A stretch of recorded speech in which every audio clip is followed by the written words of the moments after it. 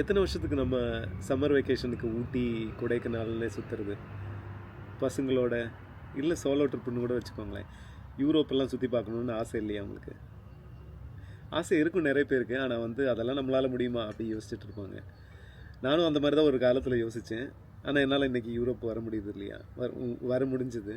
இங்கே வந்து என்னால் வந்து யூரோப்லேயே ரெசிடென்ட் பர்மிட்டோடு இங்கே இருக்க முடியுது. ஸோ என்னால் முடியும்னா உங்களால் ஒவ்வொருத்தராலையும் முடியும் தான் நான் நினைக்கிறேன். அதுக்கு என்னால் முடிஞ்ச என்ன ஹெல்ப் வேணாலும் நான் பண்ணுறதுக்கு ரெடியாக இருக்கேன்.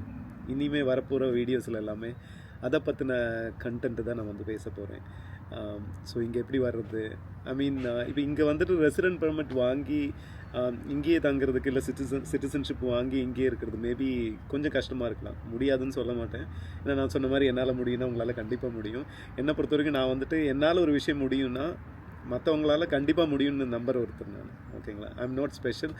ரொம்ப என்ன சொல்கிறது, ஸ்கில்ஸாக இருக்கட்டும், இல்லை என்னோடய எஜுகேஷனாக இருக்கட்டும், எல்லாமே வந்துட்டு எதுவுமே வந்துட்டு பயங்கரமான ஒரு லெவலில் எனக்கு கிடையாது. அதனாலே நான் வந்துட்டு எப்போவும் என்னால் ஒரு விஷயம் முடியும்னா மற்றவங்களால எல்லாரையும் முடியும் தான் நான் நினைக்கிறேன்.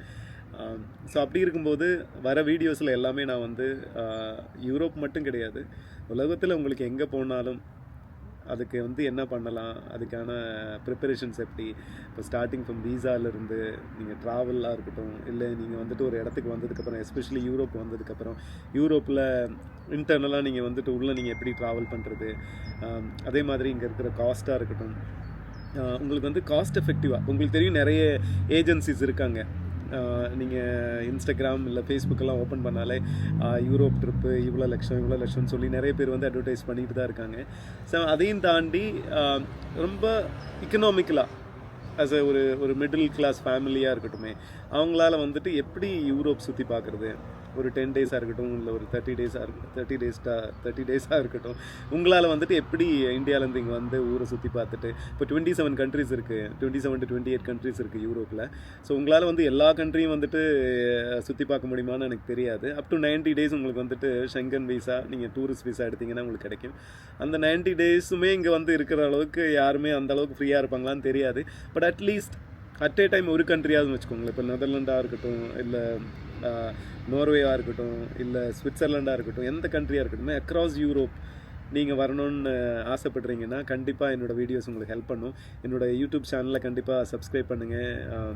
நீங்கள் வந்துட்டு உங்களுக்கு நான் சொல்கிற மாதிரி இப்போ யூரோப்பை பற்றின நிறைய வீடியோஸ் நீங்கள் பார்த்துருப்பீங்க, அழகான யூரோப்பை காமிச்சிருப்பாங்க. ஆனால் வந்து இன்டெப்த்தாக இது எப்படி ஒருத்தரால், இந்தியாவில் இருக்கிற ஒருத்தரால் எப்படி இங்கே வர முடியும், அதுக்கு என்னென்ன பண்ணலாம், எப்படி நீங்கள் பிளான் பண்ணலாம், அதுக்கு எவ்வளோ காஸ்ட் ஆகும், இங்கே வந்ததுக்கப்புறம் நீங்கள் என்ன விஷயம்லாம் நீங்கள் வந்து கேர்ஃபுல்லாக இருக்கணும், எந்த விஷயம்லாம் உங்களுக்கு ஈஸியாக இருக்கும், யார் ஹெல்ப்புமே இல்லாமல் உங்களால் எப்படி ஒரு யூரோப் வந்து ஃபேமிலியோடு என்ஜாய் பண்ணி, இல்லை சோலோ ட்ரிப் வந்தால் கூட என்ஜாய் பண்ணி எப்படி திருப்பி போகலாம், ஒவ்வொரு கண்ட்ரியாக இந்த 27 28 கண்ட்ரீஸில் எப்படி உங்களால் ட்ராவல் பண்ணலாம்.